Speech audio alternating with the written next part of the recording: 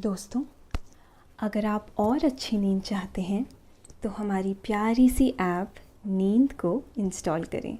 इस ऐप पर आपको एक्सक्लूसिव स्लीप स्टोरीज़ मिलेंगी और आप बिना यूट्यूब प्रीमियम के भी इन स्टोरीज़ को बैकग्राउंड में सुन सकेंगे। इंस्टॉल करने के लिए आप हमारी वेबसाइट नींद.ऐप पर ज़रूर आइए और अच्छी कहानियाँ, स्लीप म्यूज़िक, कुछ टिप्स सुनने के लिए इस चैनल को सब्सक्राइब कीजिए। नमस्कार, मैं हूँ सृष्टि और आज आप सुनिए लेखक महेंद्र कुमार की लिखी गई एक प्यारी सी स्लीप स्टोरी। ये कहानी 7 साल के लड़के भास्कर की है, जो कि अभी चांदनी रात में अपने घर के बरामदे में अपने परिवार के साथ बैठा हुआ है। घर के बरामदे को लाल मिट्टी से अच्छी तरह लीपा गया है, जिसके ऊपर दरी बिछाकर सभी लोग बैठकर बड़े प्यार से आपस में बातें कर रहे हैं। भास्कर के हंसते खेलते परिवार में उसके माता पिता के अलावा उसकी 2 बड़ी बहनें भी हैं। भास्कर अपने 3 भाई बहनों में सबसे छोटा है, इसीलिए सभी का प्यार भास्कर के लिए सबसे अधिक है। परिवार के सभी लोग अभी आपस में बातें कर रहे हैं, लेकिन भास्कर का ध्यान उनकी बातों से हटकर घर के बरामदे के चारों तरफ घूम रहे लाखों जुगनुओं पर है, जिनकी चमक इस दूधिया चांद की रोशनी में भी उसका ध्यान अपनी ओर खींच रही है। भास्कर इस खूबसूरत चांदनी रात में हजारों लाखों जुगनुओं की टिमटिमाती बारात देखकर बेहद खुश है। ऐसा लगता है जैसे 7 साल का भास्कर इन लाखों जुगनुओं के बीच खुद को तलाश रहा है, महसूस कर रहा है। जुगनुओं की बारात और भास्कर की सोच क्या हो सकती है, ये जानेंगे। लेकिन पहले आप अपने आसपास की सारी लाइट्स ऑफ करके आराम से लेट जाएं। अपनी आंखें धीरे से बंद कर लीजिए। अब थोड़ा सा अपने शरीर को आराम दीजिए, थोड़ा और आराम। अपने शरीर को बिल्कुल ढीला छोड़ दीजिए। कोई टेंशन नहीं, कोई तनाव नहीं। अपने दिमाग में चल रहे सभी विचारों को, चिंताओं को त्याग दें। एक शांति सी महसूस करें। सब नेगेटिव, पॉजिटिव विचारों को धीरे धीरे निकाल दें। हाथों को सीधा करके अपनी कमर के साइड में रख लीजिए। अपनी सांस पर ध्यान लगाएं। इसको धीमे या तेज नहीं करना है, बस ध्यान देना है कि कैसे वो आपके नाक गले में होते हुए आपके अंदर प्रवेश कर रही है और कैसे वो आपके गले और नाक के माध्यम से वापस निकल रही है। मन शांत, एकदम शांत होता जा रहा है। आप बहुत अच्छा महसूस कर रहे हैं। खुद को काफ़ी हल्का फील कर रहे हैं। सब तरफ शांति ही शांति है, सुकून है, खामोशी है। ऋतुएं 6 प्रकार की होती हैं: वर्षा, ग्रीष्म, शरद, हेमंत, शिशिर और बसंत।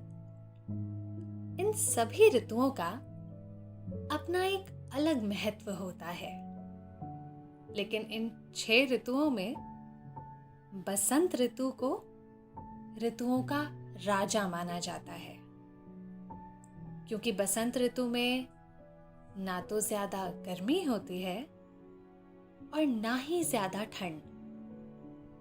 इस ऋतु में मौसम सामान्य रहता है।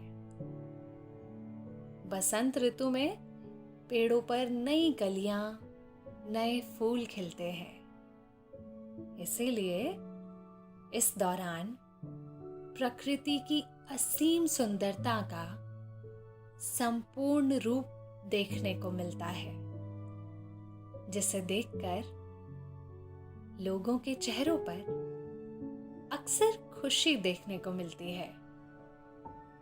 मन जैसे आनंदमय गीत गाने लगता है। चारों तरफ देखने पर रंग बिरंगे फूलों, कलियों और बहारों को ओढ़े हुए ये प्रकृति बेहद ही सुंदर दिखाई पड़ती है। बसंत ऋतु हमें अनेकों खुशियों के पल देती है। हमारे चेहरों पर सुंदर सी मुस्कान बिखेरने का काम भी तो बसंत का ही है। बसंत ऋतु सिर्फ हम इंसानों के लिए ही नहीं, बल्कि कई पक्षियों, मधुमक्खियों और कई छोटी बड़ी तितलियों के लिए भी खुशियों की सौगात लाती है। जुगनू, जो कि साल भर के लगभग हर मौसम में पाए जाते हैं, साल की हर एक ऋतु में कहीं ना कहीं किसी अंधेरे में एकाध जुगनू देखने को मिल ही जाते हैं।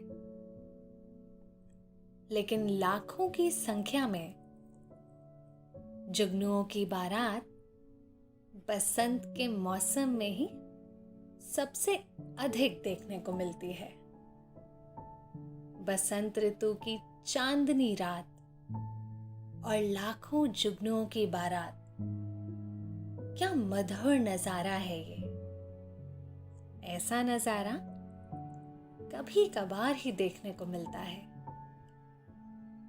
चांदनी रात में अपना एक अलग प्रकाश बिखेरते हुए लाखों जुगनू ऐसे मालूम पड़ते हैं जैसे लाखों करोड़ों जुगनुओं की ये टोली प्रकृति के खूबसूरत अंगों पर दस्तक देने को तैयार हो। इन लाखों जुगनुओं में सभी जुगनुओं का प्रकाश एक समान दिखाई पड़ता है। किसी का प्रकाश एक दूसरे के समक्ष जरा भी कम नहीं है। इनमें कौन राजा है और कौन एक आम जुगनू, इसका फर्क कर पाना भी लगभग नामुमकिन है। ना कोई छोटे बड़े का भेद, सभी लोग एक समान अपने प्रकाश से चारों तरफ रोशनी बिखेरने का काम कर रहे हैं, जिन पर अभी भास्कर की नजर है।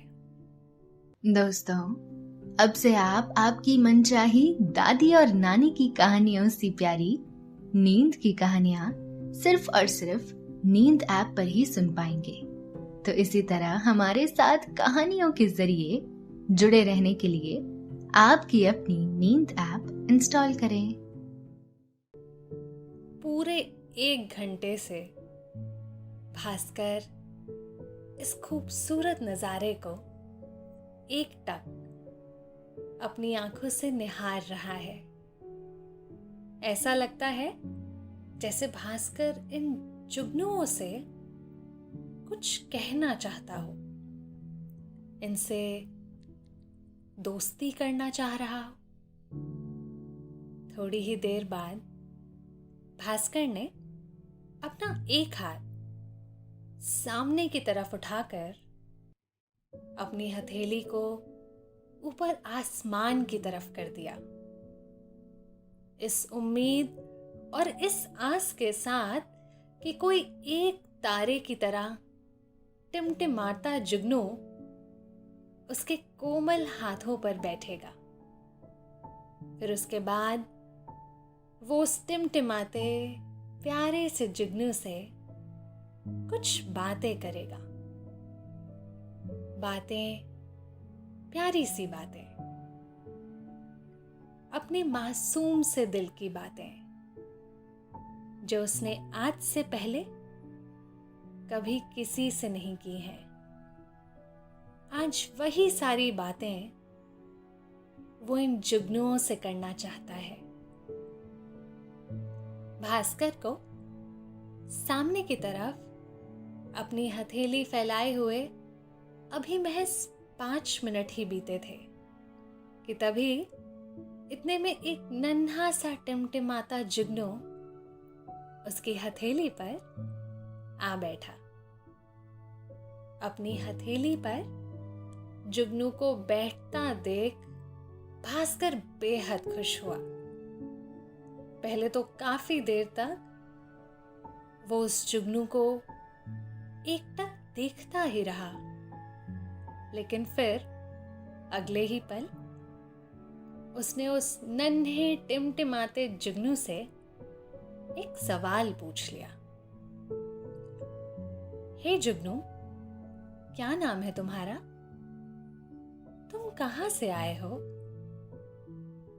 भास्कर के उसकी हथेली पर बैठे जुगनू से किए गए ये मासूम से सवाल उस जुगनू तक तो नहीं पहुंच सके, लेकिन वो सवाल उसके माँ, पापा और भाई बहनों के कानों तक जरूर पहुंच गए।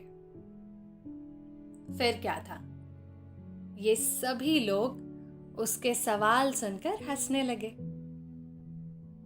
भास्कर का ध्यान जैसे ही अपनी हथेली पर बैठे उस टिमटिमाते सुंदर जुगनू से हटकर उसके परिवार वालों की हंसी पर गया, ठीक उसी वक्त वो जुगनू उसकी हथेली से उड़कर उन हजारों लाखों जुगनुओं की भीड़ में शामिल हो गया, जो एक साथ उड़कर धरती पर अपना प्रकाश बिखेर रहे हैं। ये क्या माँ आपको पता है कितनी मेहनत से वो एक जुगनू मेरी हथेली पर बैठा था?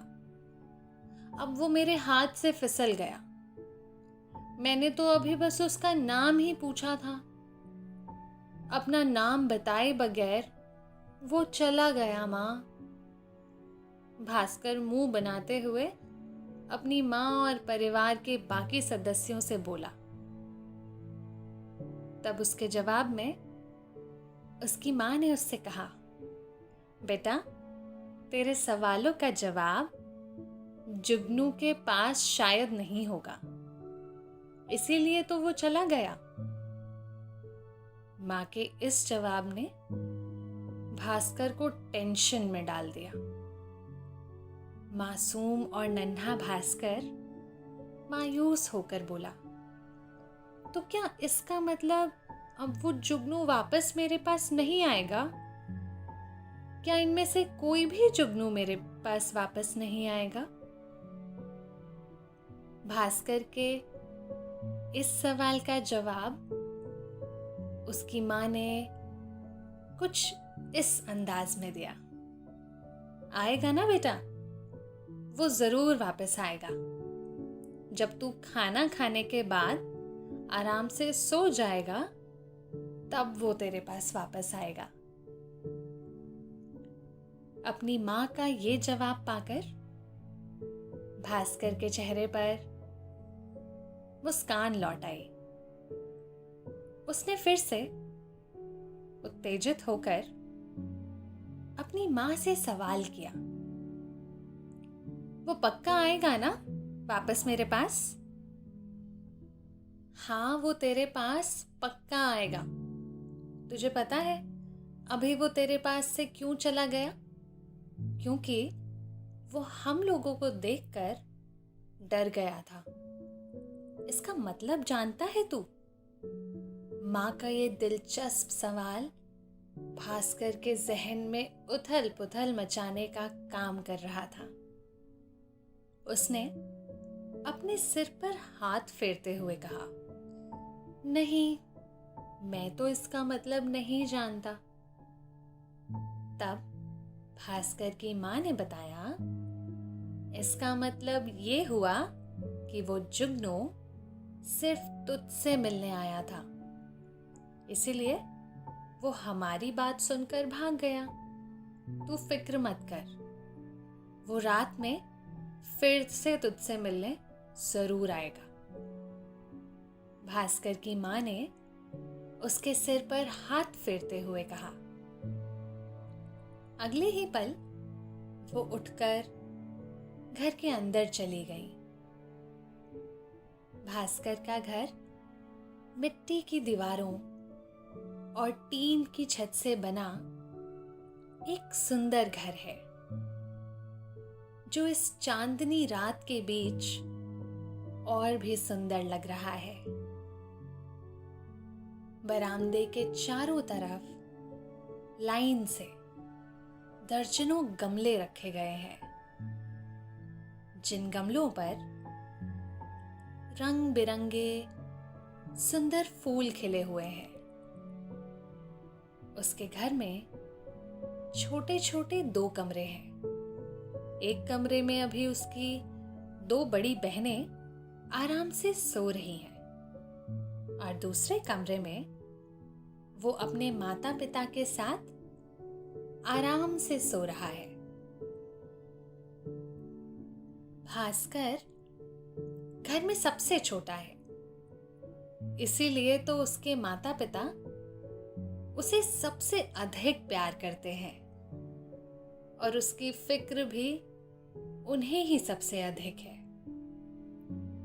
भास्कर के कमरे की खिड़की खुली हुई है और उस खिड़की से चांद की रोशनी अभी भास्कर के चेहरे पर पड़ रही है। भास्कर की माँ और पापा अब गहरी नींद में सो गए हैं, लेकिन भास्कर है कि उसकी आंखों से तो नींद गायब ही है। अपनी माँ की कही गई बात को ध्यान में रखते हुए भास्कर देर रात इस वक्त पर भी उस जुगनू का इंतजार कर रहा है, जो कि कुछ घंटे पहले ही उसकी हथेली पर बैठा था। काफी देर के इंतजार के बाद जब वो जुगनू नहीं लौटा, तब भास्कर एकाएक मायूस हो गया। दोस्तों, अब से आप bed time stories, guided meditations, relaxing music, इन सब का आनंद नींद ऐप पर ही उठा सकते हैं। और फिर अपने दिल को समझाकर सोने की कोशिश करने लगा।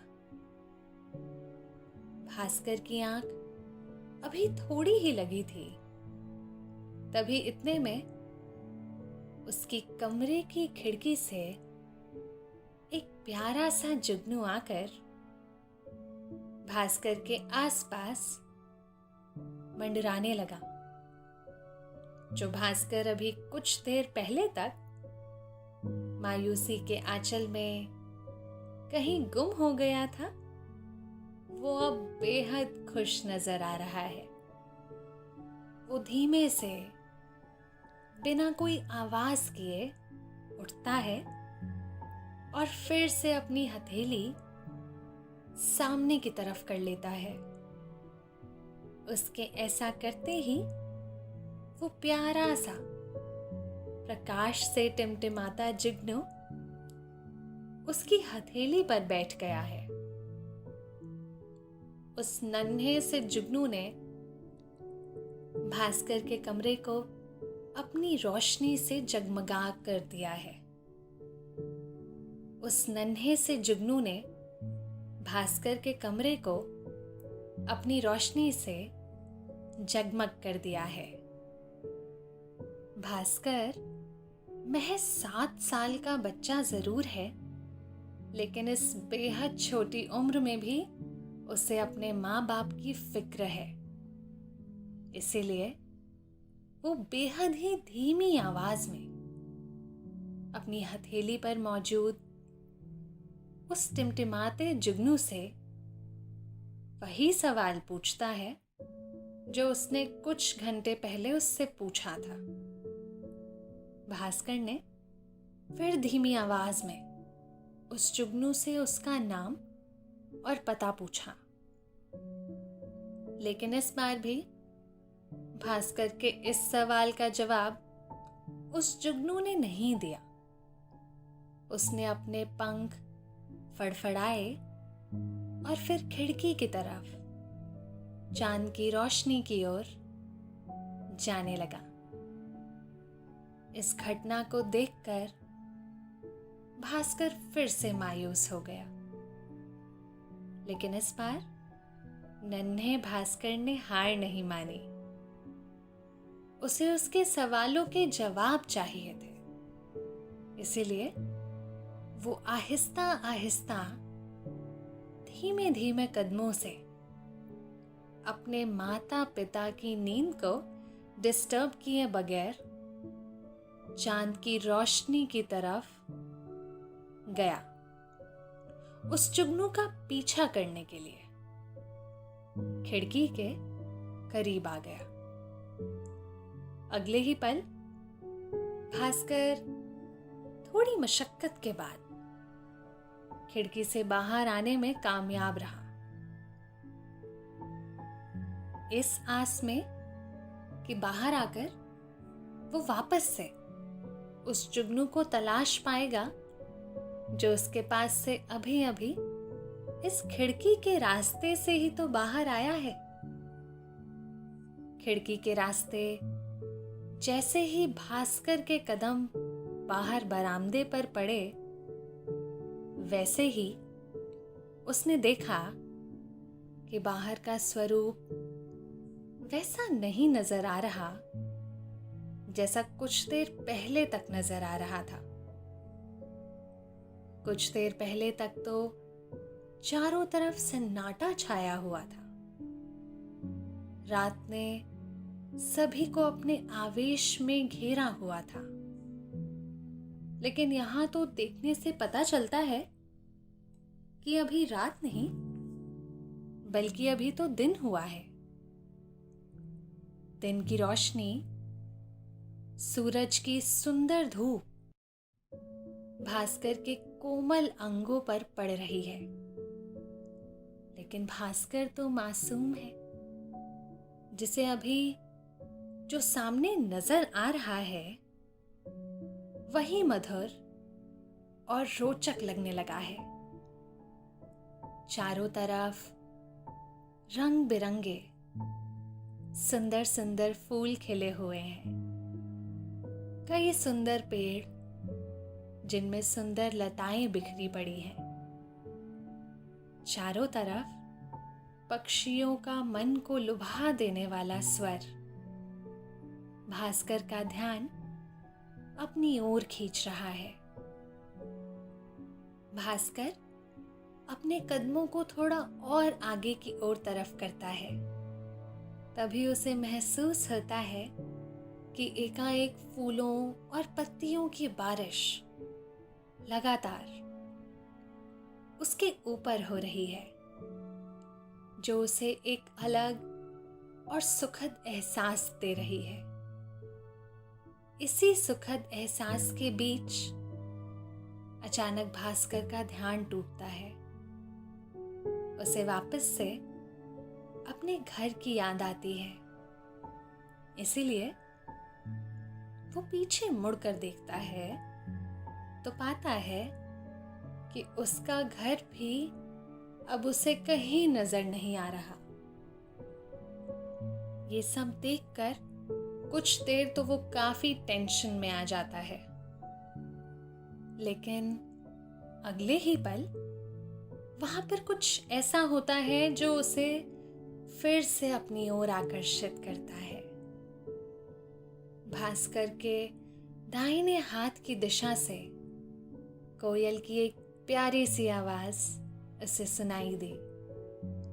कोयल की यह धुन बेहद ही प्यारी और सुरीली है, जिसने भास्कर को खुशी से झूमने को मजबूर कर दिया है। अपनी ही चाल में मदमस्त भास्कर कोयल की सुरीली प्यारी सी आवाज की ओर खींचा चला जा रहा है। भास्कर ने कुछ 15-20 कदम आगे बढ़ाकर देखा तो पाया कि बुरांश के पेड़ पर कोयल का एक जोड़ा बैठा हुआ है। ऐसा लग रहा है जैसे दोनों कोयल आपस में कुछ प्यार भरी बातें कर रहे हैं। डाल पर बैठे अब उन दोनों कोयल की नजर भी भास्कर पर पड़ गई है। जिस तरह से भास्कर एकटक कोयल के उस प्यारे से जोड़े को निहार रहा है, ठीक उसी प्रकार वे दोनों कोयलें भास्कर को भी टुकुर टुकुर देखी जा रही हैं। देखने और निहारने का ये क्रम थोड़ी देर आहिस्ता आहिस्ता आगे बढ़ रहा है। तभी अचानक किसी के पंख फड़फड़ाने की आवाज आती है। भास्कर कोयल के उस जोड़े से अपना ध्यान हटाकर बुरांश के वृक्षों के पीछे देखने लगा है। उसे कुछ दूरी पर अपने बड़े बड़े नीले और हरे रंग के पंख फहराए हुए एक बेहद ही सुंदर मोर दिखाई दे रहा है। भास्कर उस सुंदर से मोर को कुछ देर तक अपनी प्यारी प्यारी 2 आंखों से निहार रहा है। फिर कुछ देर बाद वो उस मोर के पास पहुंच गया। मोर ने भी बड़े प्यार से भास्कर को देखा। वो भी कुछ कदम चलकर भास्कर के नजदीक आया। भास्कर ने अपने कोमल से नाजुक हाथ मोर के पंखों पर लगाए। भास्कर मोर के बड़े बड़े हरे और नीले पंखों को छूकर उसकी संरचना को समझने की कोशिश कर रहा है। थोड़ी देर बाद मोर वहां से चला गया। भास्कर ने मोर को अपने हाथों से रुकने का इशारा किया, लेकिन वो नहीं रुका। भास्कर के चेहरे पर मोर के उसके पास से जाने की हल्की मायूसी है, लेकिन उसकी ये मायूसी तब मुस्कान में बदल गई जब उसे पास में ही सूरजमुखी के पौधे की जड़ पर एक चमकीला पत्थर दिखाई दिया। भास्कर ने तेजी से जाकर उस चमकीले पत्थर को उठाया। पत्थर मानो शीशे की तरह चमक रहा है, जिसकी चमक भास्कर की आंखों में सूरज की हल्की रोशनी की तरह आ रही है, जिस कारण भास्कर का एक हाथ उसकी आंखों पर है और दूसरा हाथ उस पत्थर पर, जिससे उसने उस चमकीले पत्थर को पकड़ा हुआ है। वो उस पत्थर को लेकर वापस आ रहा है।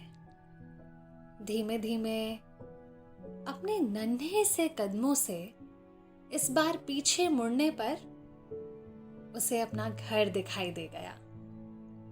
जब इस बार भास्कर को उसकी आंखों के सामने उसका घर नजर आया, तो वो एक मदमस्त कदमों की चाल में घर की खिड़की की तरफ गया।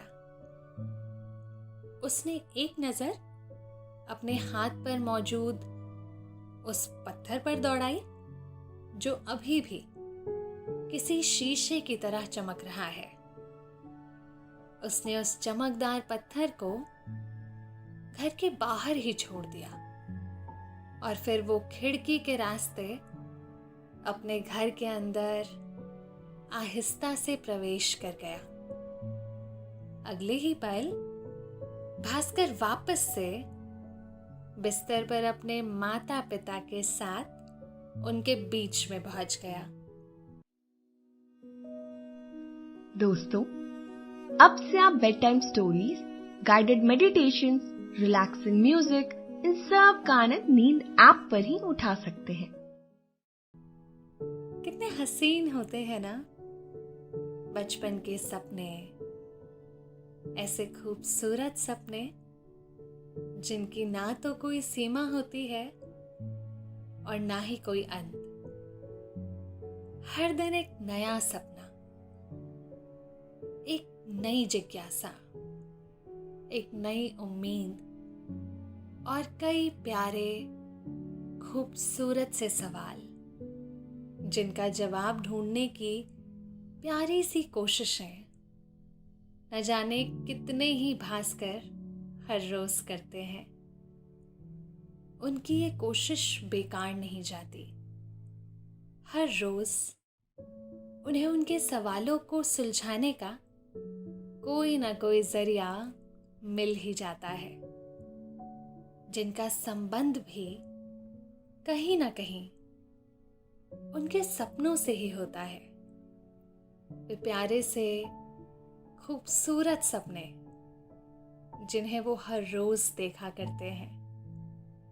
हर रोज वे अपने सपनों को, सपनों में खोजे गए उन सवालों को इस रंग बिरंगी दुनिया में तलाशने की कोशिश करते हैं। उनके लिए हर रोज जुगनुओं की बारात आती है।